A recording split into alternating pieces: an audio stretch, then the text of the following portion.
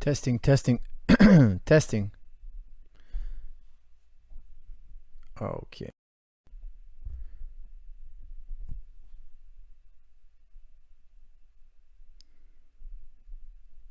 Okay. Perfect. All right. Okay, everybody. Welcome to this episode. Sorry, I had a lot of problems with this computer. My computer keeps shutting off for some reason. I just had it fixed. This computer is supposed to be brand new. PC. What's going on with PC? I have a MacBook. I have a PC. MacBook is so easy for beginner button pushers like me. It's so easy. However, I got this PC because this PC is supposed to make my stream smooth, and it's supposed to make podcasting really easy. Man, this PC has been really complicated. Now for some reason it just shuts off whenever it likes, and I just used the McAfee virus scanner to scan my computer, and supposedly my computer is working perfectly now, but I have a feeling this computer is just going to crash in a little bit. Goodness gracious, the button pushers, they rule the world, and we live in it. We live in the button pushing world, my friend, and there's nothing you can do. Those Geek Squad guys that fixed my computer, what can I do? I can't go beat them up. They won't fix my buttons. I'm at their mercy, guys. Honestly, this computer was just brought back to me. This is why I haven't been podcasting in over a month. I know you guys are like, where you been, coach? I haven't podcasted in a month. One of my sons broke my computer. Yes, one of my sons broke my computer. I had to send it in because of the COVID pandemic. And I can't go in store and get a new one. I can't do any. Every option is closed. You got to send it in. You got to wait in line. And when we're done with your computer, we'll let you back online. It's incredible. It's really incredible. I waited a long time. I'm back. I'm happy to be back. And thank you, guys. I hope we don't have super technical difficulties this episode. My brother, actually, one of my oldest brothers, is a button pusher. He was working as a button pusher for a living. So after this podcast, I'm going to figure out what virus this computer has or what issue it has. I just send it to the button pushers. One of my sons broke my computer. The computer was physically broken. The screen was physically broken. So the button pushers, you got to send it into the shop. But now I have a button pusher in the family who's going to look into it and see why this computer, always PCs is giving me headaches. Always. Guys, if you can stay with Mac, stay with. This is my personal opinion. Unless you're doing something crazy like you're podcasting and you need super bandwidth, or I don't know what the hell they gave me this computer for. Mac is more easy to use, more reliable for us button pushing ignoramuses. All right, guys, with that out of the way, let's talk about Conor McGregor versus Dustin Poirier. The rubber match. Fight number 3 between these two individuals. The first fight, Poirier lost. He lost pretty badly. Round 1, got KO'd. Didn't land a glove really on Conor. Had a lot of trouble with Conor. But since then, Poirier has had a lot of wins under his belt. And since then, he's changed as a fighter. He's progressed. He's developed. He's shown that he's so much more than what he showed in the McGregor fight. He's shown he has the heart of a lion. He's got the will to fight. And also, he became world champion during that time. After his first loss, he went all the way. Of course, he changed division, went up 155, and he became world champion. Of course, he lost to Khabib. Then he fights McGregor in the rematch. What happens? Tough first round for both men. I think both men did good in round 1. It was a very tough round. Poirier took him down. McGregor landed some nice shots. Very competitive round. In my opinion, tough round for both men. Very, very competitive. I'm not sure who I gave it to. I'd have to rewatch it again, but I remember being a very competitive round. Round 3, McGregor starts well, but those leg kicks we saw in round 1 were starting to add up, and all of a sudden, Poirier puts on the boxing. And we did a whole post-fight analysis video on the second fight, and I was trying to tell you guys that I think that, yes, Poirier got the win with the boxing, but it was really the leg kicks that was the star of the show. Okay, Poirier landed some great left kicks that set up his boxing that ended the show. Of course, the boxing was just as important because you have to end the show, of course. But I really felt that Poirier did amazing with the leg kicks. I really thought he did a brilliant job. He set him up right. He took the risk to land those leg kicks, and it paid off. Now, fight number 3. Fight number 3 is coming around. Of course, Conor McGregor is going to be making adjustments. Of course, he's a smart, intelligent guy. He's one of the best strikers ever to ever play the game. And his loss against Poirier may be avenged if he can correct certain issues. Now, I'm going to give you guys my pick right away, okay? I'm picking this fight as a 50-50 50-50 fight.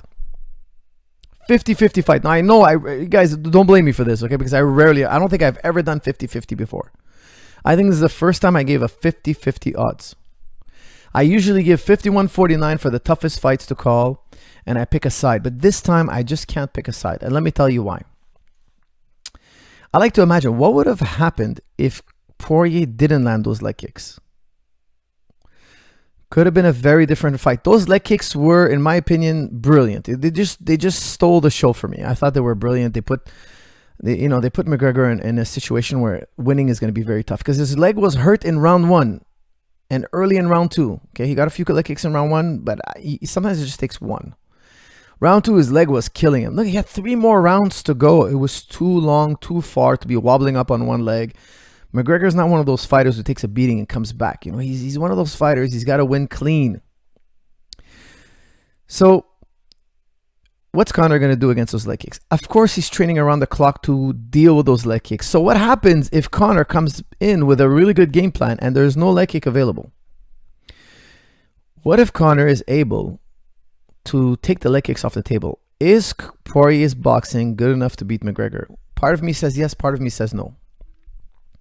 Here's how I see it, guys. Here's how I see it.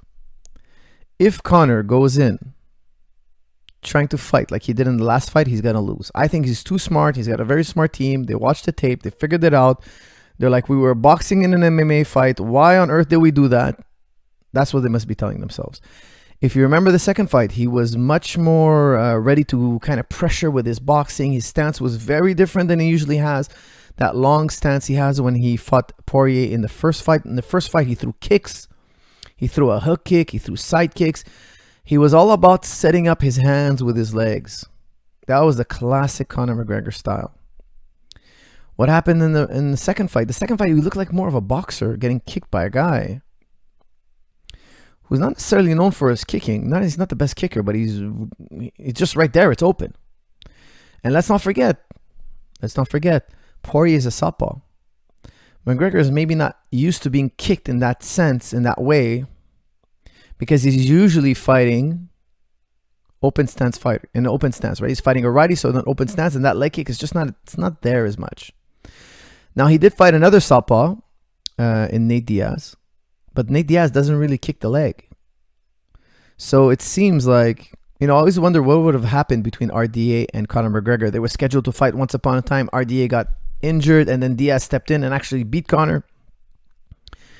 RDA's got some vicious leg kicks. Vicious. He could have won that fight. I mean, that's still a fight. I wonder what would have happened. What a great fight. I was really looking forward to seeing that fight.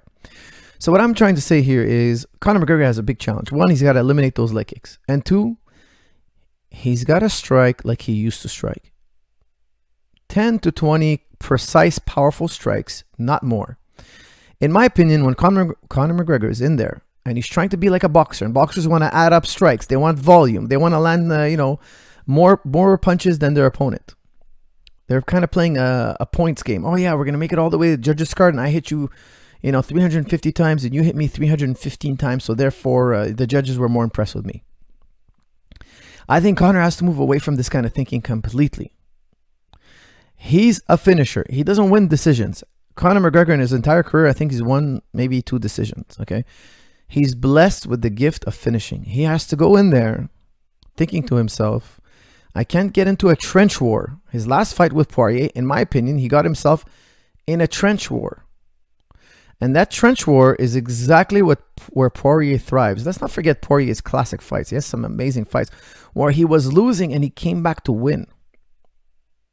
He thrives in the trench war. When Conor lost in round 2 against Poirier, they were just getting heated in the trench war, but that's where Poirier shines, man. That's where Poirier has shown us he's, willing to die in there when he's in a fight. McGregor needs to take those leg kicks off the table, and he needs to control the pace and get a kill shot. He has to. It's a kill shot or lose. In my opinion, he's going to win a kill shot. He's going to get a kill shot or he's going to lose. Now, it's not impossible he gets a decision, but to be true to his style, it doesn't even matter. If I was in McGregor's corner and he was down, let's say, I don't know, 10 strikes to 5, let's say, I wouldn't even be worried a bit. I'll be like, look, he's gonna land a kill shot or he's gonna lose. The points don't matter to me. If I was working with a fighter that's as special, as unique as Conor, that's Conor's unique gift. Okay, most fighters have to add up the points.